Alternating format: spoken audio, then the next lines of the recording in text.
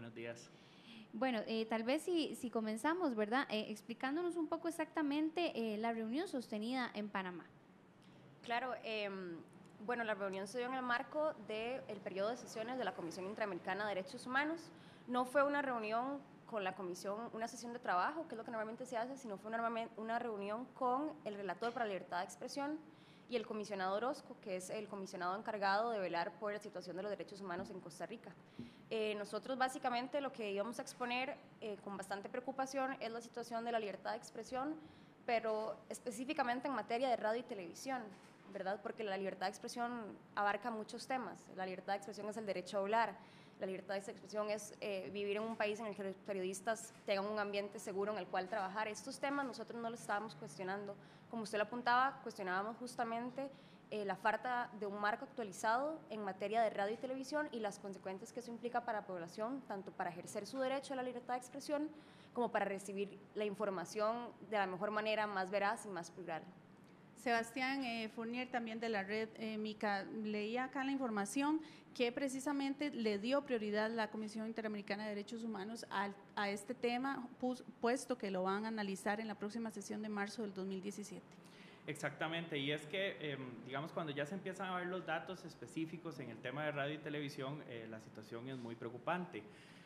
Por ejemplo, el tema de concentración mediática en Costa Rica es enorme, digamos, solo en la banda de televisión básica que va del 2 al 13, 4 de los canales de televisión de los 7 que están disponibles pertenecen a una sola empresa, ¿verdad? Que es la empresa Repretel. Esa misma empresa maneja más o menos el 15% del espectro radioeléctrico del país.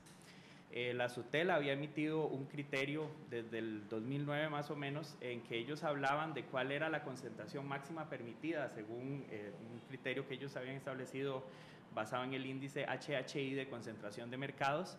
Ese criterio nunca fue avalado por el MISID, pero si usamos ese criterio establecido por la SUTEL, hay creo que son como 4 empresas en radio FM, 4 en AM y como 3 en televisión que superan la concentración recomendada por la misma SUTEL, ¿verdad? Entonces, ¿cuál es la recomendada? O sea, la recomendada es 3 canales de televisión, 4 emisoras en FM y 5 en AM, debería ser el máximo. Y hay muchas empresas que superan eso, ¿verdad? El caso de Repretel, por ejemplo, tiene 5 canales de televisión y 15 frecuencias en total. En radio tienen 11 emisoras y ya están por comprar otra más y todavía no se ha resuelto si se va a avalar la compra de esa emisora más. Y eso, el gran problema de eso es que cada vez tenemos, sí, varios canales de televisión, pero dentro de esos canales de televisión o emisoras de radio cada vez hay menos voces. Hace más o menos, hace 6 años, había alrededor de unos 12 informativos y hoy esos 12 informativos se han reducido a 7 en medios de comunicación, radio y televisión. Tuvimos cierres como el de ADN, como el de Radio Reloj, y cada vez estas empresas están limitando las opciones para que usted que está allá en su casa se pueda informar, ¿verdad? Y eso es muy preocupante porque en una democracia, ¿cómo un ciudadano o una ciudadana va a tomar decisiones si no tenemos, digamos, si no tenemos la información dada por diferentes cabezas pensantes, diferentes voces diciéndonos cosas distintas? Si tenemos, por ejemplo, 3 noticieros, Canal 11, Canal 6 y Monumental, pero los 3 responden a una misma dirección, por ejemplo. Entonces, en el fondo, lo que se está diciendo es básicamente lo mismo. Hay despidos de periodistas masivos en muchos medios de comunicación. Eso significa que hay medios en donde hay periodistas que tienen que sacar 14 notas diarias, ¿verdad? Entonces, ¿cómo vamos a estar seguros de que la información que estamos recibiendo es veraz y está revisada y tiene calidad?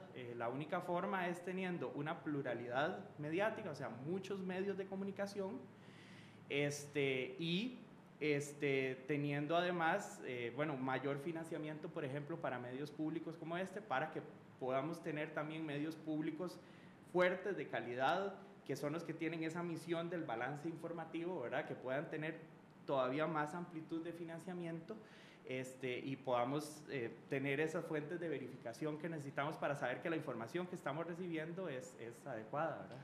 Eso es lo que ustedes pues han expuesto. ¿Cuáles son las soluciones que plantean también? Sí, bueno, hay que actualizar el marco regulatorio. Definitivamente O sea, tenemos una ley que data de 1954, esa es la ley que regula la radio y la televisión en este país. En 1954 no existía ni la FM ni la televisión, ¿verdad? En Costa Rica. Y ahora estamos hablando de un paso a la televisión digital terrestre, que lo que está haciendo es básicamente permitir, vamos a ver, cuando pasemos a televisión digital, aquí tenemos canal 13, pero vamos a pasar a 13.1, 13.2, 13.3, 13.4. Y eso va a pasar con todos los otros canales, ¿verdad? La idea sería que esos nuevos canales que vamos a tener en cada uno se le den a nuevos actores, por ejemplo. Pero la forma en que el gobierno ha planteado la discusión hasta ahora, y todos los gobiernos anteriores, porque esto ya lleva más o menos 3 administraciones y el discurso ha sido el mismo, es permitir que esos canales se los repartan los nuevos actores como ellos quieran, ¿verdad? O sea, los canales actuales tienen esa concentración y luego la reparten a su gusto. Y eso es una violación flagrante a todos los estándares que ha establecido la misma Comisión Interamericana de Derechos Humanos. Entonces, es una situación muy preocupante y es precisamente por eso que cuando nosotros llegamos y exponemos eso a una instancia como la Relatoría de la Libertad de Expresión o a un comisionado de la Comisión Interamericana de Derechos Humanos, pues claramente ellos se asustan y dicen, no, aquí hay que tomar acciones, y precisamente por eso es que vamos a estar teniendo pues una audiencia, digamos, en marzo, o esperamos que así se dé. Todavía hay procesos políticos que tienen que pasar allí dentro de la misma comisión, pero estaríamos esperando que para marzo tengamos esa audiencia, y por una razón, porque de hoy a un año vamos a estar a una semana de que se apague la televisión analógica. O sea, la forma en que usted ha visto televisión desde que nació hasta ahora va a cambiar drásticamente, e incluso tenemos situaciones como que en la Asamblea Legislativa se le quitó el presupuesto al tema educativo, ¿verdad? De la televisión digital. Entonces, básicamente usted un día se le va a apagar el televisor y no hay nada, ¿verdad? Y no hay nada que hacer. No hay nada que hacer. Mónica, tal vez. Sí, bueno, el tema va justamente como la apunta Sebastián, y es la necesidad urgente de elaborar una nueva ley. La ley actual, como decía mi compañero, no solo fue creada en 1954, es decir, hace más de 60 años, lo cual, ¿verdad? Si pensamos en los cambios tecnológicos en la radio y la televisión, es una ley sumamente antigua, pero además es una ley que nunca ha sido actualizada. Entonces, por ejemplo, si pensamos en impuestos y en cánones, son los mismos cánones de hace 60 años. Toda la regulación se pensó para el contexto comunicativo de hace 60 años, que por supuesto es completamente diferente ahora, y entonces no ha sido actualizada, pero además a lo largo del tiempo ha sido derogada en múltiples ocasiones, porque se crean nuevas legislaciones que van quitando artículos de esa ley, pero que no incorporan nuevos temas. Entonces nosotros creemos que es necesaria una ley que regule, por ejemplo, con el tema de concentración, cuántas frecuencias puede tener un solo concesionario. Eso es una regulación sumamente importante y básica para asegurar que ninguna persona privada pueda ejercer hegemonía sobre los medios de comunicación y pueda determinar qué información llega al público. Y eso es justamente uno de los temas que nos preocupan cuando vemos países, ¿verdad?, en donde la democracia está como quebrándose un poquito. Son países en los que los medios de comunicación están manejados por pocas personas. Entonces, una ley tiene que ir en esta línea de limitar la concentración y más bien promover la pluralidad, la diversidad, que los periodistas sean independientes, que puedan realmente dar información veraz sin tener ningún tipo de injerencia. Tenemos ya con nosotros vía Skype a el diputado Mario Redondo, quien precisamente nos va a hablar un poco de lo que tocaba acá Sebastián, de lo antigua que es esta regulación en la materia de regulación en medios de comunicación. Don Mario Redondo, tal vez que nos hable pues un poco de cómo está este proyecto o este proceso en la Asamblea Legislativa, cómo lo valoran ustedes, y ahora que ellos enviaron esto a la a la Comisión Interamericana de Derechos Humanos. Buenos días. Sí, muy buenos días. Un saludo cordial a los panelistas y a todos los oyentes. Bueno, yo estoy en la comisión, soy presidente de la Comisión de Ciencia y Tecnología en la Asamblea Legislativa, en donde tenemos un par de iniciativas en este particular. Estamos esperando un proceso de consultas que se están realizando con el objeto de ver cómo actualizamos la legislación. Yo creo que aquí se generó una distorsión hace un año, año y medio, con una modificación a la ley de radio y televisión, que ciertamente no incorporaba las observaciones que en su ocasión hizo la Contraloría General de la República sobre correcciones que debían darse en este campo y que son absolutamente necesarias e imprescindibles. Fue aquella ley o aquel proyecto que se quiso denominar proyecto Mordaza, que afortunadamente no prosperó y que nos replanteó a la definición de que tenemos que hacer algo y a tratar de encontrar un texto que sea acorde. Nosotros estamos en la mayor disposición de escuchar a todos los grupos interesados. Me parece que hay gente que ha venido haciendo un trabajo importante, que es digno que se le escuche, que pueda hacer aportes muy valiosos, y desde la Comisión de Ciencia y Tecnología estamos ansiosos y sedientos de poder escuchar estos planteamientos para tratar de dictaminar una iniciativa que nos permita actualizar al país en temas tan sensibles como estos. Muy bien. Don Mario, ¿cuánto tiempo más tendría que esperarse para que esta ley se regule, se cambie, se actualice? Porque data desde el año 1954. Bueno, nosotros esperaríamos que no mucho. Hemos tenido en la comisión 2 proyectos polémicos en cierta forma. Uno es la ley que reforma el CONESUB para tratar de mejorar los servicios de las universidades privadas y de garantizar calidad en las mismas para los estudiantes. Y otra es la ley de educación dual, que nos ha ocupado mucho rato y en la que aún no logramos, por un bloqueo que hemos tenido ahí, hacerla avanzar todo lo que quisiéramos. Pero yo espero que en este periodo de sesiones extraordinarias que iniciamos ahora el 1 de diciembre, que terminen el 30 de abril, podamos ya dictaminar este nuevo proyecto, de modo que antes de terminar nuestra gestión como diputados, el 30 de abril del 2018, se convierta en ley de la República.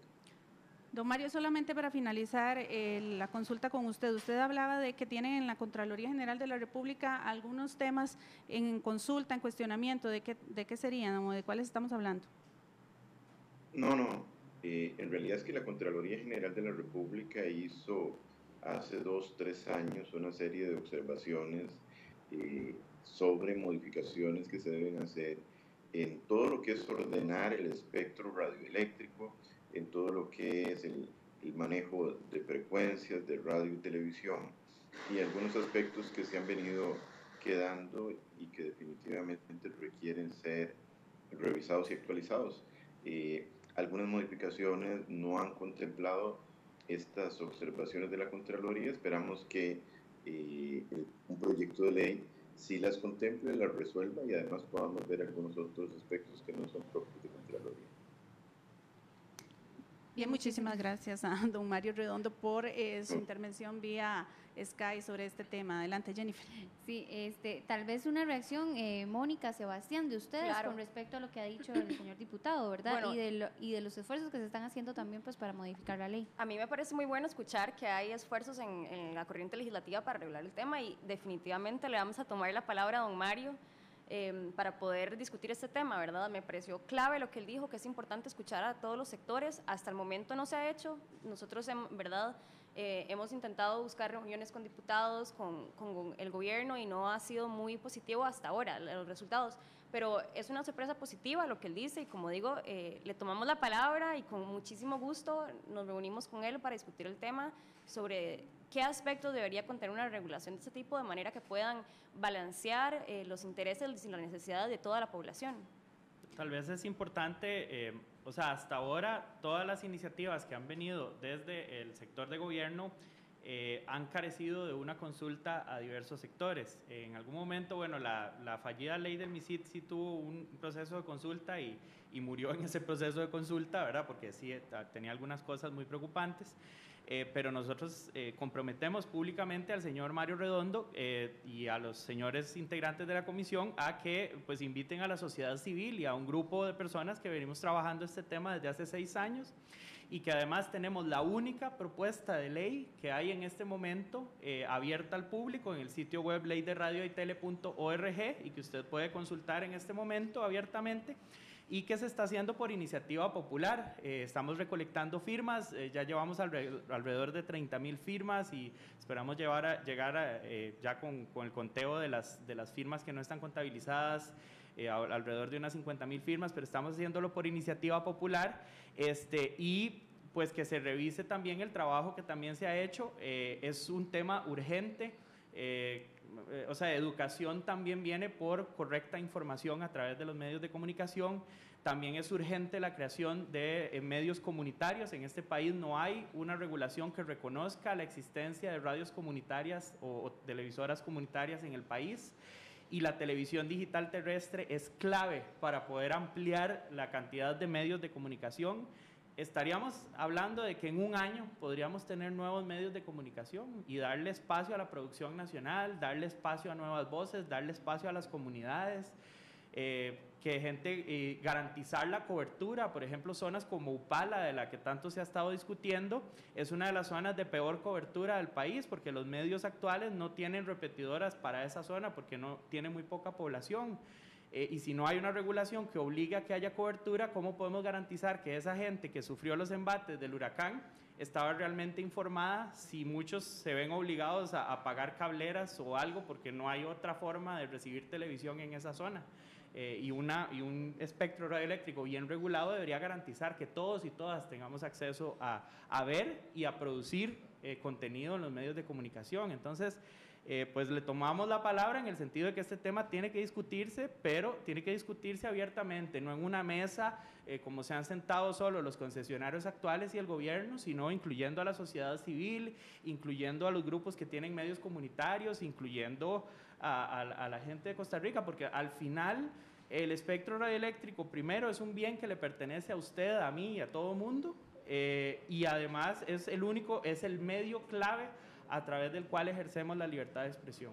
Bien, tenemos a Giselle Bosa del Observatorio de Libertad de Expresión de la Universidad de Costa Rica, que también nos va a acompañar en este tema. Buenos días, doña Giselle, su posición con respecto a lo que están anunciando y comunicando el día de hoy los integrantes de la red MICA, y también lo que decía el diputado Mario Redondo sobre regular el tema del espectro radioeléctrico en Costa Rica. Adelante.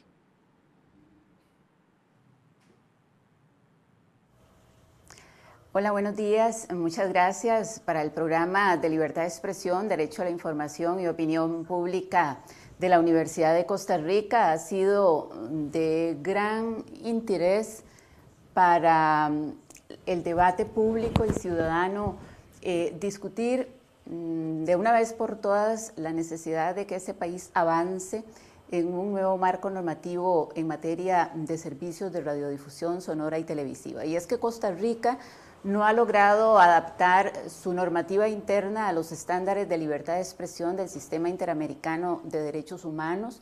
Hay gran cantidad de instrumentos internacionales de derechos humanos dictados en el Sistema Interamericano que obligan internacionalmente y jurídicamente a los estados a adaptar su normativa interna a una serie de principios, entre ellos los principios de diversidad y pluralismo en el contexto mediático. Costa Rica carece de una legislación actualizada, moderna, pero sobre todo una legislación que garantice en términos de equidad, de igualdad, de no discriminación, el ejercicio del derecho a la libertad de expresión para todas las personas. Y es que efectivamente el país al menos no reconoce como obligación del Estado costarricense promover mecanismos para garantizar esa gran diversidad que debe tener una sociedad democrática en el diálogo social. Y es que los medios de comunicación son fundamentales en una democracia. Y no solo los medios de comunicación comerciales, que son importantes. El problema en Costa Rica es que nosotros tenemos un modelo esencialmente comercial.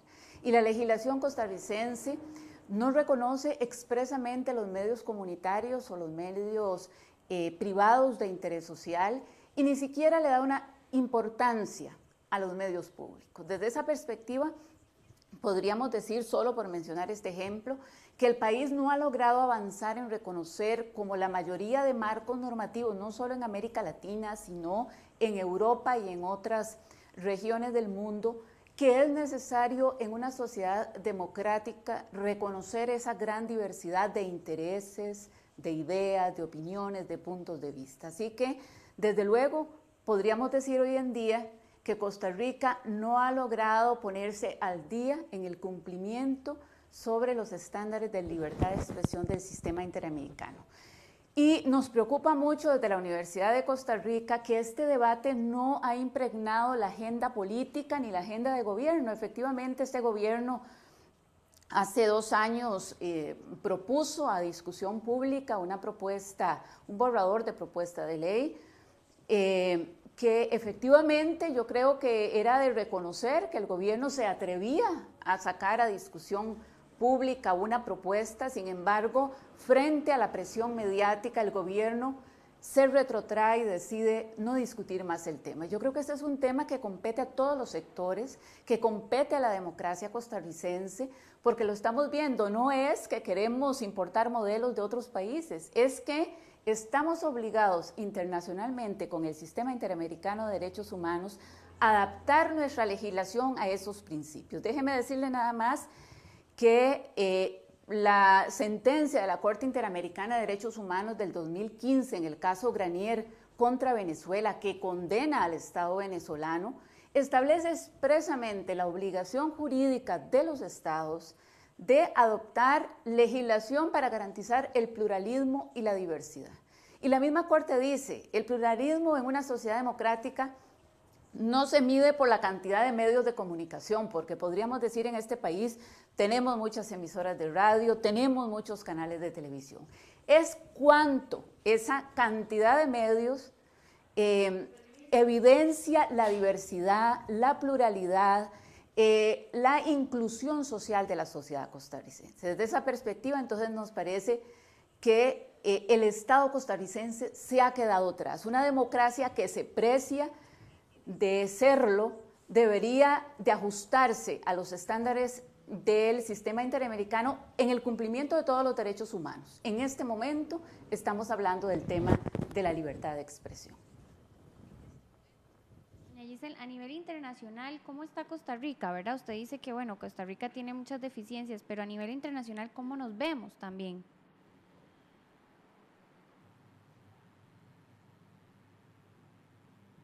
Mire, este es un tema importante. Costa Rica aparece en el ranking de libertad de prensa en el primer lugar en América Latina. Entonces ustedes podrían decir, bueno, ¿cómo Costa Rica aparece en el primer lugar de garantías del ejercicio de la libertad de prensa en América Latina si ustedes están diciendo que hay un incumplimiento de los estándares de libertad de expresión en el sistema interamericano? Lo que pasa es que tenemos que ver qué es lo que mide este tipo de clasificación.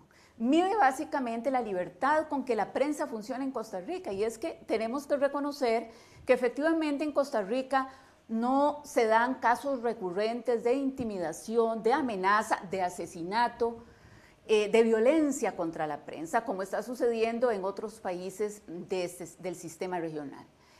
Efectivamente así lo es. Sin embargo, la libertad de expresión no se puede medir únicamente por la libertad con que la prensa ejerce, que es fundamental.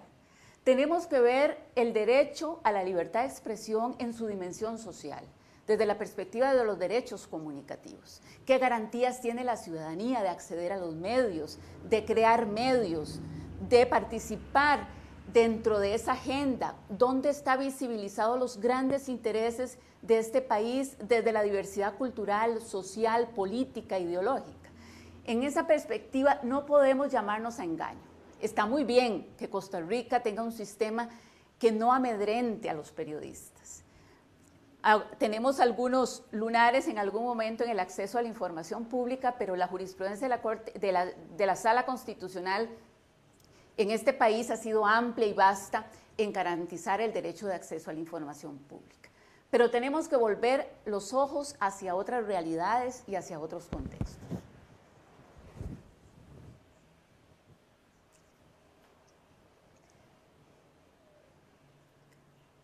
Doña Gisela, usted como miembro del Consejo Directivo del CINAR, ¿qué opinión le merece un audio que circuló hace unos días, en esta semana propiamente, sobre el diputado Otto Guevara, que hacía referencia al Sistema Nacional de Radio y Televisión, en el cual él pues comentaba que no le parecía que existiera ahí dentro una agencia de publicidad, que creía que debían de quitársele recursos a el CINAR, y pues entre otras cosas mencionaba acerca de este canal, lo cual usted también pues podría opinar, ya que forma parte del mismo.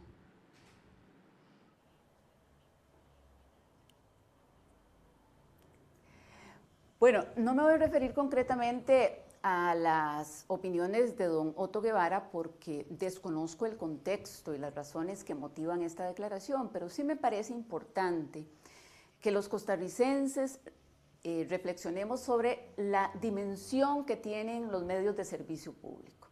En una sociedad democrática necesitamos que el sistema de medios esté conformado por esa gran diversidad, que existan medios comerciales, que son muy importantes, que existan medios comunitarios que se reconozcan y que se les den posibilidades de desarrollarse, pero también que existan medios públicos, medios que son financiados por el Estado, no medios gubernamentales, no medios que dependan de la voz oficial del gobierno, sino medios que el Estado pone a disposición de la ciudadanía para garantizar procesos de comunicación más democráticos, para garantizar efectivamente la posibilidad de que las diferentes voces, las diferentes realidades estén representadas en ese diálogo social. Entonces me preocupa, sí, desde luego, que exista, mientras otros países están pensando en reinventar los medios públicos, incluso en el marco del proceso de digitalización de la televisión digital, que surjan nuevos medios públicos, que en Costa Rica se piense en desaparecerlos, en debilitarlos. Así que me parece que desde luego es preocupante, porque si quisiéramos profundizar la democracia costarricense necesitaríamos tener esa gran diversidad en el espectro. En el tema de la agencia de publicidad, la agencia de publicidad del CINAR es un instrumento más de fortalecimiento de los medios del CINAR. Es una forma también de que el Estado ponga a disposición recursos para financiar y darle sostenibilidad financiera a un medio público. Yo creo que más bien los costarricenses y la clase política debería de estar pensando cómo revitalizar, cómo potenciar los medios públicos que tenemos en este país, el CINAR y desde luego también los medios universitarios.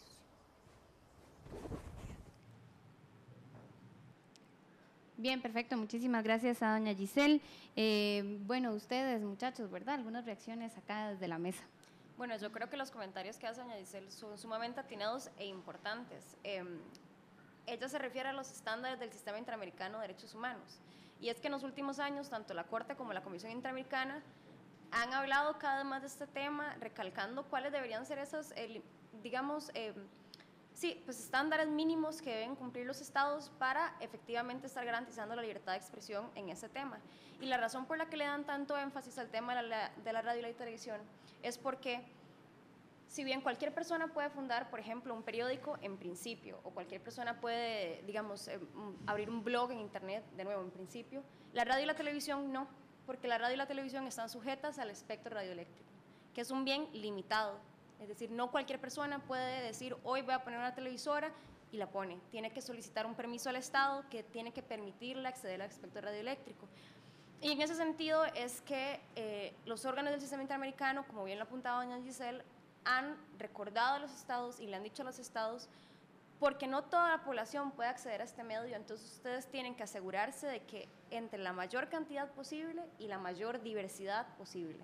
Y entonces en este contexto es que si hablamos, por ejemplo, de medios públicos, la importancia de que el rol que cumplen los medios públicos, que tienen un mandato para promover la educación, la información veraz, etcétera. En este contexto también es que se habla de la importancia de medios comunitarios, que le den voces a las poblaciones marginalizadas, a las poblaciones que normalmente no tienen acceso a la agenda pública, y en ese sentido los medios comunitarios sirven como una herramienta de inclusión social. Y en este contexto también es que hablamos de las medidas para prever los monopolios y limitar la concentración mediática, Todas estas medidas, vale recalcar de nuevo, no están en nuestra actual legislación.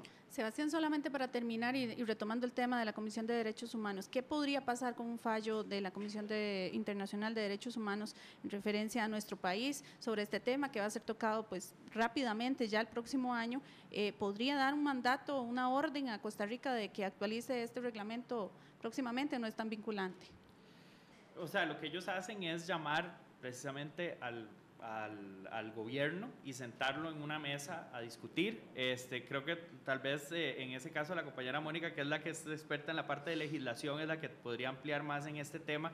Yo sí quería ampliar en el tema de medios públicos, y es que nadie elige quién dirige un medio comercial. O sea, en el momento en que hay un director de un medio de televisión o radio comercial, no hay ningún proceso democrático para elegirlo, y eso está bien. Los medios comerciales tienen que existir y tienen que ser como existen. Lo que hay que procurar es que no haya una concentración, pero los medios públicos sí responden a fondos públicos y tienen que responder a la ciudadanía. Por eso es tan importante que los medios públicos sean fuertes y que haya medios comunitarios en organizaciones comunitarias que respondan a la voz de esos grupos, y comunidades puede ser muy amplio, puede ser mujeres, puede ser población LGTB, puede ser afrodescendientes. Y sobre el tema de la comisión sí preferiría. Bien, la comisión rápidamente, Mónica, porque se nos acaba el tiempo. La Comisión Interamericana no es una corte, ellas no pueden dar un fallo y obligar a los estados a cumplirlos. Ellos lo que hacen es generar un espacio de diálogo entre estados y organizaciones civiles y brindar recomendaciones. Ahora bien, cualquier estado que es parte de un sistema de derechos humanos, como Costa Rica lo es en el Sistema Interamericano de Derechos Humanos, se incorpora a ese sistema con voluntad política y con una preocupación por los derechos humanos. Entonces, aunque la Comisión Interamericana no puede darle obligaciones al Estado, si el Estado costarricense es efectivamente respetuoso de los derechos humanos y efectivamente está comprometido al funcionamiento del Sistema Interamericano de Derechos Humanos, debería acatar estas recomendaciones que la Comisión Interamericana brinde. Perfecto, muchísimas gracias a Mónica Granados y a Sebastián Fournier de la Red MICA. Nosotros tenemos que hacer una pausa comercial, ya volvemos.